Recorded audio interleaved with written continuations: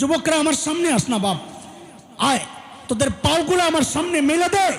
আমি পাওগুলারে জড়া ধরে বসে বসে কান্না করি যে তোরা গুনাহ ছেড়ে দে, গুনাহ ছেড়ে দে বাবা, গুনাহ ছেড়ে দে।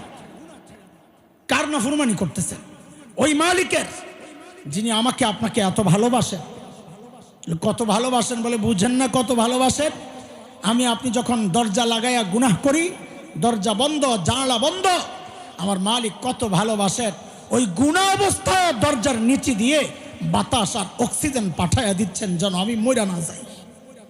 সেই মালিকের নাফরমানি চলতেছে প্রতিনিয়ত। আচ্ছা বলেন তো একটু, এই গুনাহওয়ালার চোখগুলা নিয়ে মালিকের সামনে কেমনে দাঁড়াবো বলেন তো? এই গুনাহওয়ালা কান নিয়ে মালিকের সামনে কেমনে দাঁড়াবো বলেন তো? হ্যাঁ, যখন আমার চোখ আমার বিরুদ্ধে সাক্ষী দিবে, যখন আমার কান আমার বিরুদ্ধে সাক্ষী দিবে। সূরা হামিম আস-সাজদার 20, 21, 22 নম্বর আয়াতগুলো পড়ে দেখেন, 24 নম্বর পারা। চোখ সাক্ষী দিবে, কান সাক্ষী দিবে, আরে চামড়া সাক্ষী দিবে। সূরা ইয়াসিনে পড়ে দেখেন, হাত পাও সাক্ষী দিবে, জায়গা সাক্ষী দিবে, ফেরেশতারা সাক্ষী দিবে। এত সাক্ষী আমার বিরুদ্ধে দাঁড়ায় যাবে, তো আমার বাঁচার উপায় কি? আমার এগুলা কোনো টেনশন নাই।